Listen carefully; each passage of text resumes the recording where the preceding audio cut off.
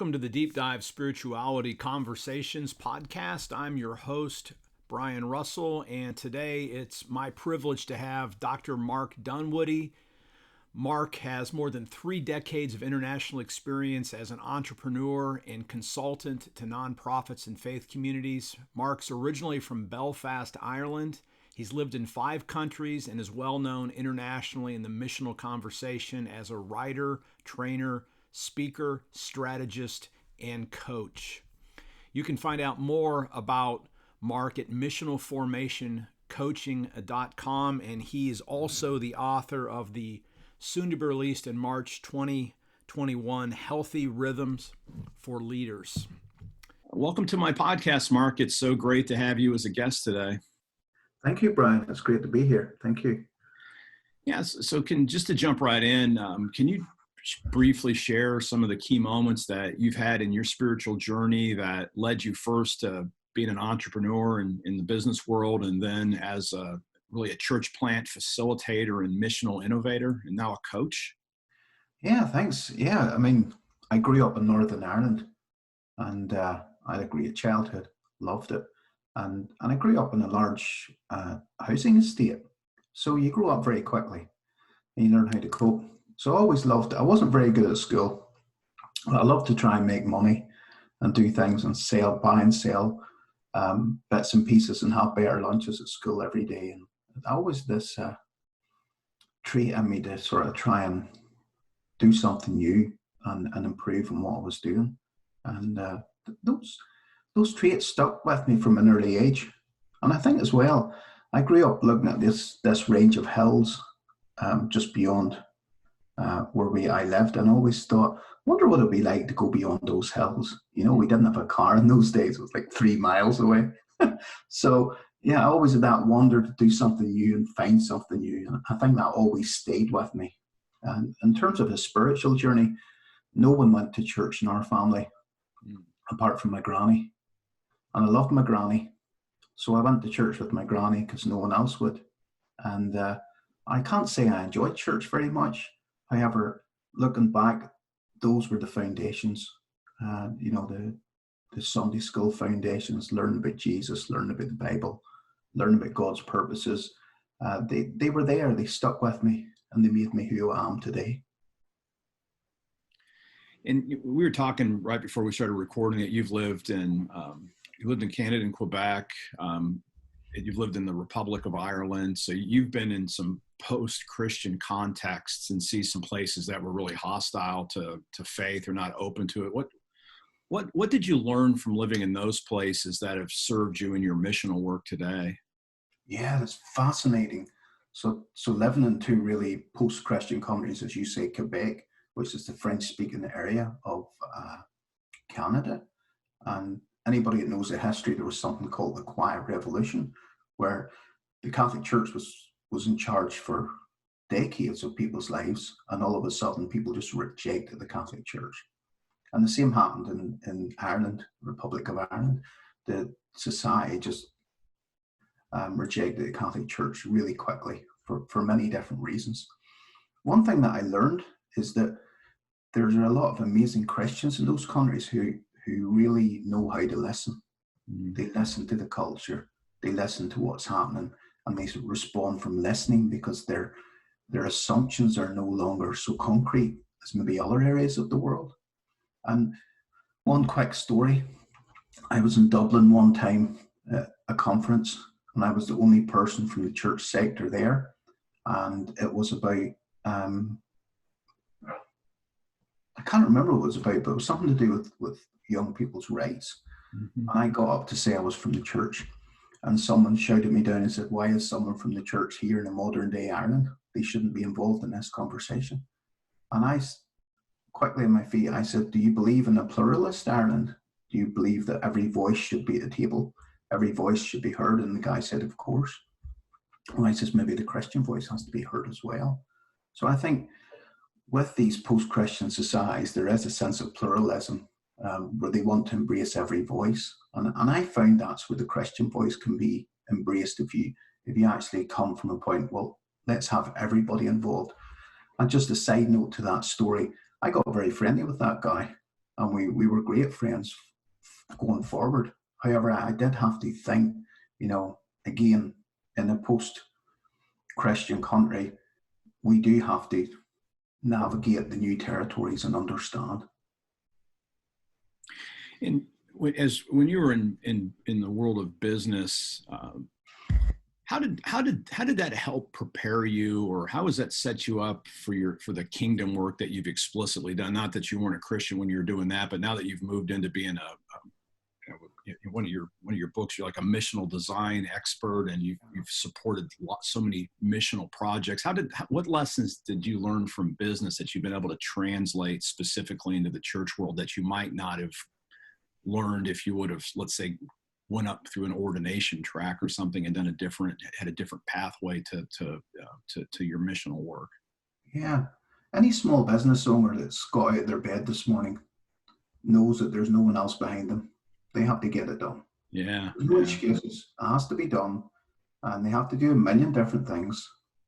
In this post-COVID world, the pandemic, we are all learning new skills, and entrepreneurs and business people are adapting very quickly.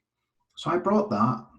Of course, I had to temper it with the reality of change doesn't always come so quick in an organization that's maybe hundreds of years old, and where people have certain expectations. So my expectations have always been very low in terms of, and that reduces my disappointments in life. So I was able to come with a fresh perspective to many different challenges. I also, I grew up in Northern Ireland, and God brought peace to Northern Ireland, a country that, saw so much turmoil, so much violence, so much heartbreak. And within that, there was always people that had hope, and they were always dealing hope. So from that, I've always seen myself as someone who tries to deal hope within the church. I believe in the church. I believe in the place of church. I believe in the parish church, in a local church, in a local time to serve God's purposes in that moment. And so I come with all those things as an entrepreneur, and that's really helped me. My weakness has always been that I see things very quickly. In business, that can be really good because you can pivot and adapt really quickly. In Christian leadership and church leadership, sometimes it's not such a gift to have because other people don't want to see that change. Especially at the moment where we're in the very early process of trying to understand this digital age, and there's a certain amount of naivety going on. This has a root in self-preservation, I think, of the changes that are going to happen. So I've really tried to practice generosity, empathy, and kindness while trying to lead people towards seeing, something new. So those are a mixture of the things that I've brought from being an entrepreneur into the church world. No, that's really powerful. And I just wanted to just, in your own demeanor, you always come across, I love, you always say the word kind. And I really like that about you, because that's one of my favorite words too. It's just, let's just be kind. And I hear you say that a lot, and you come, you have a really serene spirit. Was that natural, or did you gain the ability to be so calm and be other centered? Or those were lessons that you got from having to deal with in circumstances where you didn't have, say, power like a church? So instead, like you said, you're the business person that wakes up having to do things. So you had to literally adopt certain kinds of values and virtues to be able to thrive. Is that true? Or what would you say about that? Oh, that's a great question. Great question. Again, I've had to reflect on that question a lot in my life. And I did grow up again in Northern Ireland. Yeah. So I know what troubles are. Mm. I've had my own troubles, my family. My son nearly died a few years ago. We believe that prayer brought him back. Like, we just believe that. So that's rooted my spirituality and who that is and how I respond to challenges. And I've worked with churches and church leaders across 3 continents now. And many of them have a definite way of doing church. So again, as you see more things, and you just become more relaxed in yourself, that you can take a breath and keep quiet and allow the person just to talk and listen more. And and lastly, I always learn when I'm listening. I just learn far more when I'm listening, and that helps. That's a great lesson. And you've moved now into coaching, and we'll give some details as we go through the conversation. And what caused, and maybe you've been doing this sort of the whole time and just didn't call it coaching, but do you have events or testimonies or times where you recognize that it isn't enough just to launch new churches, but there needs to be a system that actually serves the church planners and the persons leading this, that makes sure that they're formed in healthy ways so that they can thrive? Was that like a eureka moment, or did you just get that from the very beginning? It's a heartbreak. I think some of the greatest breakthroughs in our lives comes from a heartbreak. The stuff that's breaking our heart. I've worked in senior leadership for a long time in the church. Just recently went full-time with Missional Formation Coaching and relocated back to Ireland. How many times have I sat in a room where a pastor has just, they've nothing left, and it's hard. It breaks my heart. So yeah, someone could call me. I've helped develop many types of churches, as you say, in many different ways. If you wanted to figure out how to do a new church plant, I could have a Zoom call for 15 minutes and we could figure out. It's very practical. However, I think the greatest need today is to help Christians connect their spiritual practice to their missional practices. Yeah. So who am I being? Who am I being in the image of God? And then how do I respond to that? I think that's the gap that I, myself and Winfield, feel called to. And it is a kind gap. It's a gentle gap. It's a lovely gap to help people understand who they are and who they're becoming. I think, unfortunately, with Christian leadership, it's been an area that's been ignored for a lot of years. And again, as we move towards this new age, we're a good friend of ours, William Cheney, one of our Missional Formation coaches. He says every single church is a church plant now. So they have to start off at the beginning. So we need emotionally healthy leaders. The World Health Organization has said that mental health and mental illness would be I can't remember, but it said it's going to be a huge issue by 2030. Maybe the world's leading form of illness, mental health. So it's there and it needs to be done. And for me, I've always been willing to work in a store. I've always chased new things and did new things. I'm still willing to work in a store if I can just do the stuff that God calls me to. And I think we have to figure out what God's calling us to, and then the consequence of that is who we're going to be. That's good. And I love the book that you and Winfield worked on. You used the story about St. Aidan and then the island of, it's Lindisfarne. Is that how you say it? Lindisfarne. Yeah. As a metaphor for healthy rhythms. Can you share a little bit about that with the folks that are listening? Yeah, Winfield and I have worked together for years. It's really funny. We've worked together for years. We've helped put together church planning programs and we've did lots of stuff. And we always wanted to write together and do more together. And COVID has allowed us to do that. So we really are reflecting the journey we had. Asbury had a global church planting conference in the UK, and we were a bit exhausted after it. So we travelled up to Lindisfarne, this island in the northeast of England, which was such a missionary hub. And for anybody that's new to Lindisfarne and the history of it, basically the community there helped ignite the whole country and the whole of the continent of Europe with evangelism and the good news of Jesus. And it was at a time in the Dark Ages after the Roman Empire had dissolved and the world was in chaos.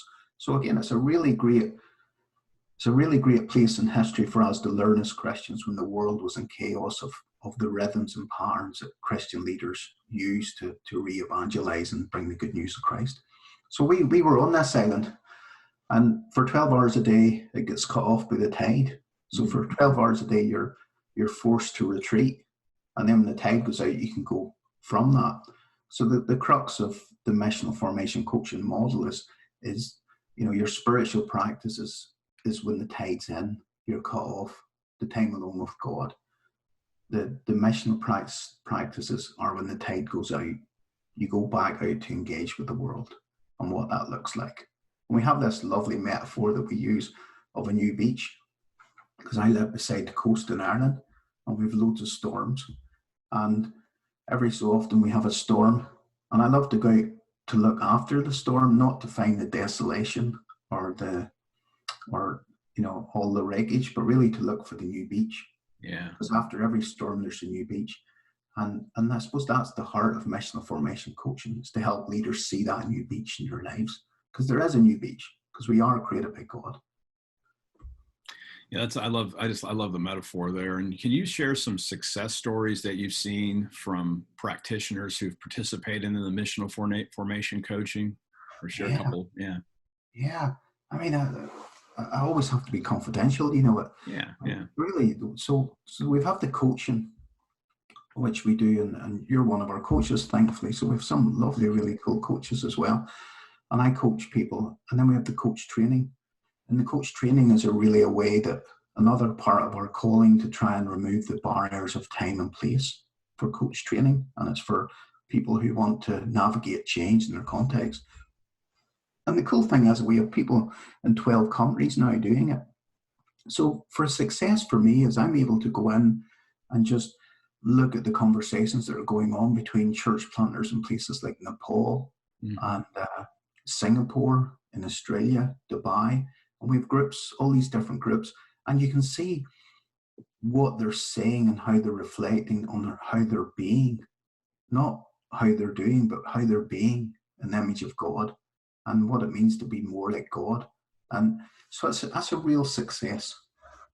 I also had someone I'm coaching at the moment who's took a big role in a church, that their church leader who didn't want to take it. And anyone that's listening might relate to that. The way the church says is something that they do not feel really called to, but they care about. And again, that's something we look about in the missional formation coaching. We really look at what you care about. A calling can come and go, but what do you care about? You know, what is it you care about? So this person cared about mission in this place that they're going to.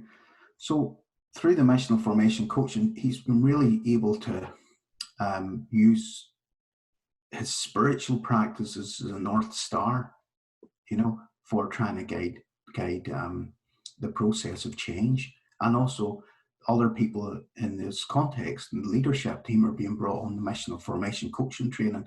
So as a church, they're getting everybody on the same sort of spiritual path to see what the consequence of what God is asking them to bring to the world.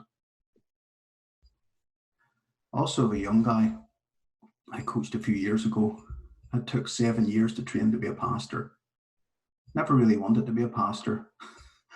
And it was funny because it's like, and I said to him, "You don't really want to be a pastor?" He says, "No, I don't. I just feel that I had to be, that it's on motion." I said, "What would you love to be?" He says, "I would love to be a barber." You know, guy's now a barber, you know, and he followed what God was calling him to be a barber. So yeah, he still serves in the church in a capacity. However, he's a barber. I won't betray his confidence. He's got a hashtag with, you know, to let people know that he's a Christian barber and everything else. And the conversations, the breakthroughs, the kingdom that he's grown within that barber shop is incredible. So I love the fact when you can work with people and you can maybe just help them be who they're wanting to be through God, rather than who they think they should be. And yeah, and I suppose that would be, yeah, it's always the greatest success when you work with folk who are really starting to understand who they are, who they're going to be in God's purposes, and then what the consequences of those purposes will be.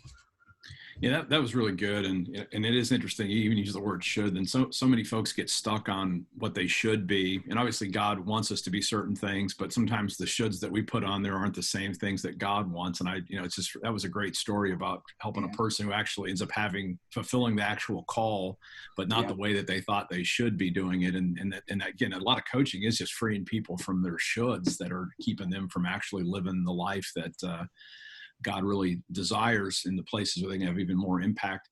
What are some of your favorite maybe tools or questions that you found to be kind of go-to ones in your coaching that you do with with pastors or missional leaders? Yeah. I think I'll start with the one that probably people do not want to hear. And I always ask it, what is the one question you're hoping I want to ask you? That's a good one, isn't it? As a coach, Brian, you know that's like the killer question. That's the bit where people fall off their seats and, oh no, can't believe you asked me that question. Like, what is the one question? And even for listeners, I'd say, what's the one question that you would not want someone to ask you at the moment? Yeah, it's good. You know? And so there's that. I also like to ask people, what part of this issue is your own self-pride? Yeah, it's good too. You know, we find a lot of the conflict we get caught up in life is our own self-pride. Obviously, I'm not going to ask that within the first 5 minutes. Right, You need right. to have a relationship, you know. There is a part where, you know, if we are in a conflict with someone else, are we being kind? Are we being generous? Are we being empathetic? What part of this is our own self-pride? It's good. And my third question I love to ask, and I'll tell you why I love to ask. I learned it years ago. I went to this theological college in Dublin to speak, to do a training session with a group of curates. So curates are people that are in training to be pastors. Okay. So there's about 20 of them. And there was this older guy, and he was a pastor. And he was a pastor in Belfast. And you just knew he was a guy who knew things. You know, that sort of like wise owl. And he had quite a lot of, he was a bit of a rebel. He didn't have much time for the establishment, I think. I think he was probably hard work for his local bishop.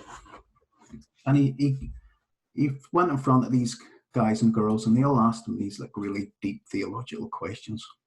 And he hadn't much time for it. And he said, let me ask you a question. What's your dream? What's your missional dream? And they all would come out with something that they thought he wanted to hear. And he just said, not big enough. Not big enough. What's your dream? Not big enough. And someone, I'll never forget, he said his purpose as a pastor was to smash people's dreams. That's what he did. He said he did it his whole life. And that's why the place in Belfast where he worked ended up with some of the best schools in the country, best hospitals in the country, you know, best business opportunities in the country, because he was always smashing people's dreams, you know. So that would be another question I would ask, you know, why isn't your dream bigger? Why isn't your missional dream bigger? Yeah, that actually is really powerful, because that is the whole thing. You have to have, you get that big picture, right? That God really calls you to, and not play small ball. And that's what we tend to do in the, attempt something big. Those are great questions. Be a dream smasher. That's a new. No, I'm okay with those questions as long as no one asks me them. No, well, of course, that's why we coach, so we get to ask the questions, right? So that's really good. Yeah. So speaking of big dreams, what gives you confidence about the future of the church, even in places where it seems like it's struggling now? Yeah, well, I suppose we're all products of our past, aren't we? So I've been lucky enough to study lots of church history and trends in Christianity at the moment. So I know about the growth. I know the fact that there's never been as many Christians in the world. Right. It's amazing. And I also know that the global south now has more Christians, and the center of gravity for how we understand Jesus is going to be more and more influenced by the global south, and that's changed. The church is growing, and it still will always be growing, because God was the same God yesterday, today, and forever. And what I find fascinating is that in each age, Christians have been called to renew the church. And again, I always harp on about this fourth industrial age of the digital age, where the Christian story was shared for thousands of years by oral tradition, from mouth to mouth story.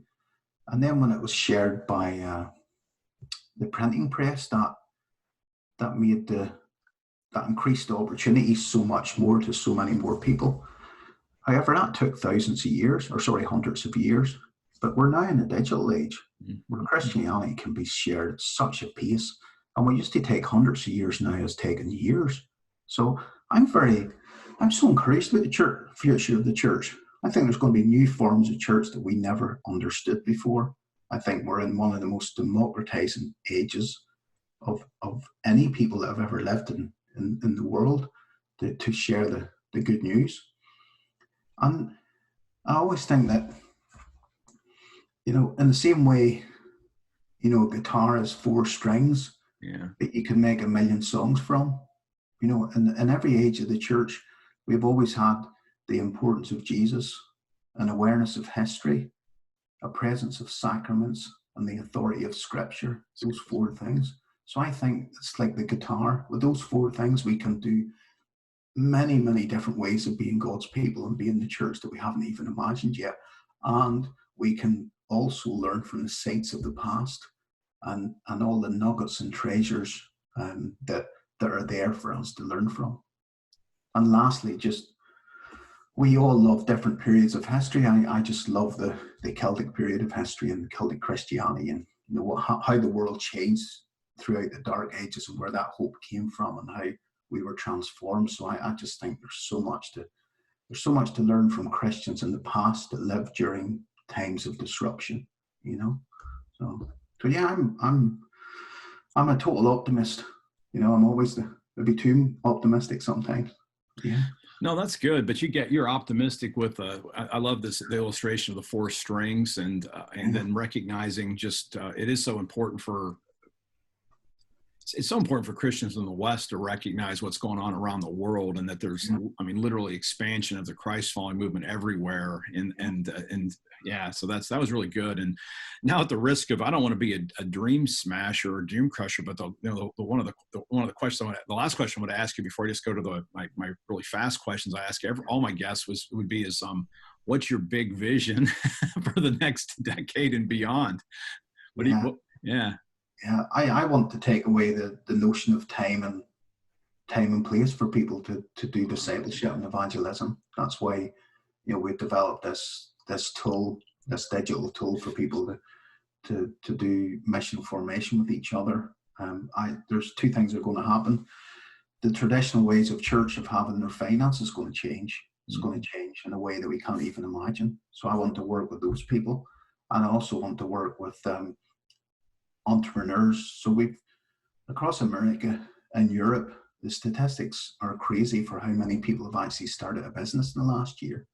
And I think that we are seeing, I think COVID has helped us all to be a bit more kinder and empathetic. And I think there's thousands and tens of thousands and maybe even millions of people that are now rethinking their life. They're rethinking their life from a more deeper sense of purpose, about their families and about their neighborhoods. So I just want to partner with those people as well and help them navigate that change to bring something new to the world. So my story that I would, for the vision would be, I remember hearing about Marty Schuyler. You would know that, you're in Orlando. Marty Schuyler worked for Walt Disney. Marty Schuyler was the head Imagineer for Walt Disney. So every park and ride that was made, it came from Schuyler and his team's imagination. So Marty Schuyler had to go to Walt Disney with something new. Like, can you imagine the pressure of going to Walt Disney with something new? That's incredible. That's crazy. So I think the same tension exists for us as Christians. God has created everything. God knows everything. Yet we are called to bring something new to the world. And we do that every day for bad or worse, or for bad or good. However, we are called to bring something new to the world. So I just want to work with more and more people who are asking those questions. That's a powerful, compelling vision. That's the kind of thing that gets you up. That was really great, and thanks for that illustration about Disney too, because that's a great metaphor also. So this has been really helpful.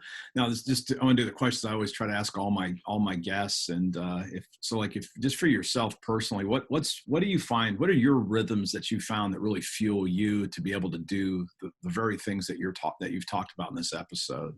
Yeah. I mean, great question. This might sound really corny. I help a lot of people. I try and help as many people as I can in a really quiet way.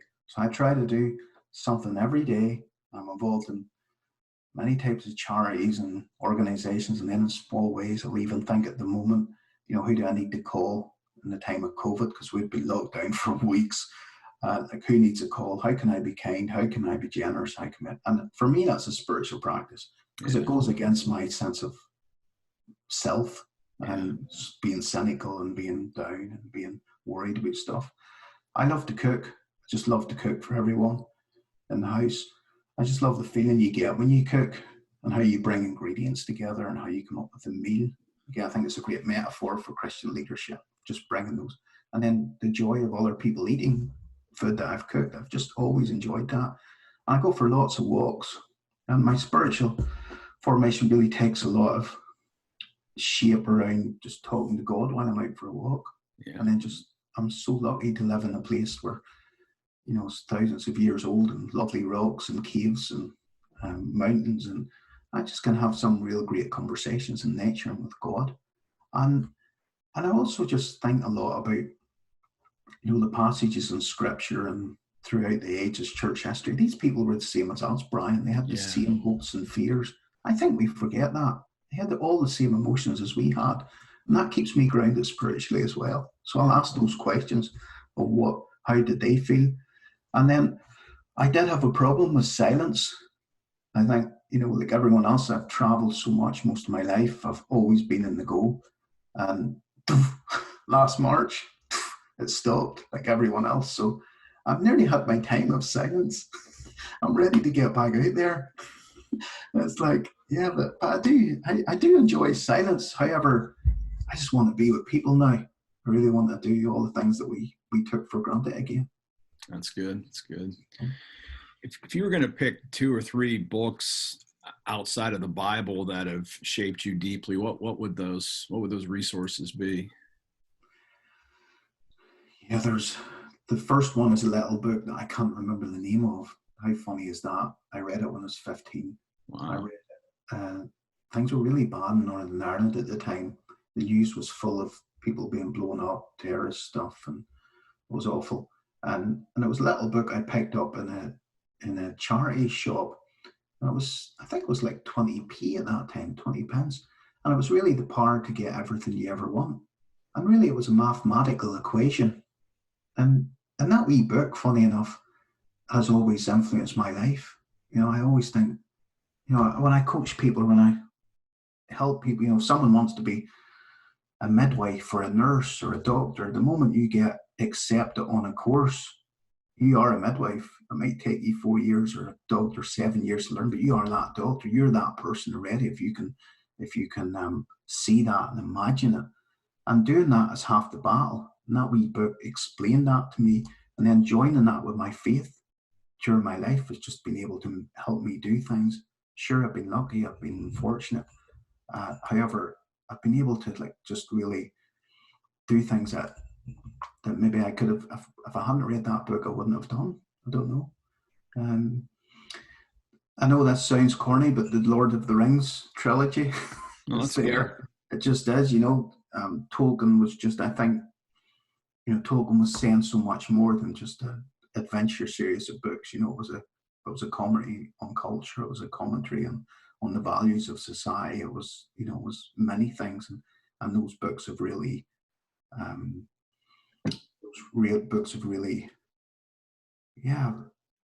really influenced who I am. And then the last book is just a few years old. It's a book by a friend of mine. It's a book called Realistic Hope. And a friend of mine has one of the essays, and it's a collection of essays from world leaders and thinkers around specific topics like climate change, about the future of work, the future of transport, agriculture, all that type of stuff.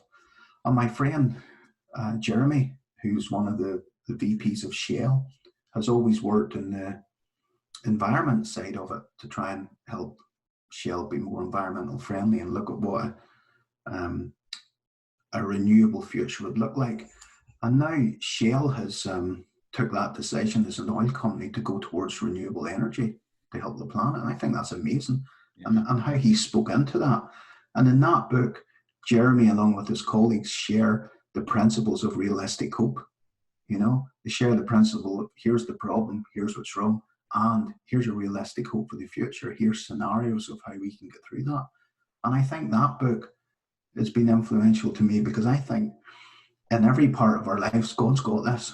There's always solutions. We can choose cynicism, we can choose despair, or we can choose to have a realistic hope where everything isn't always bad or everything isn't always good, but actually we can make those small choices to work towards a more solution focused approach to life.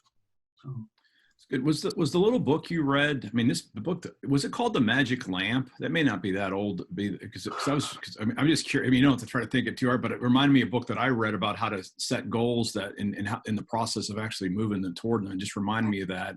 And I'm just curious. I mean, I don't know if that book's 35 years old. I was just curious if maybe that was your memory. I can't remember. It was like the secret to get anything you ever want. But really, it was a numerical equation. And I love maths. Numerical equation, okay, yeah. So it was about numbers and like sequences to actually put processes in place. And I remember I loved it, and I lent it to a friend of mine. He never gave me it back. It was that process. Well, if you do, again, I use it with the design thinking and so on. If you have to determine, you want to try and get to somewhere, what would it look like to go there? That's good. Yeah.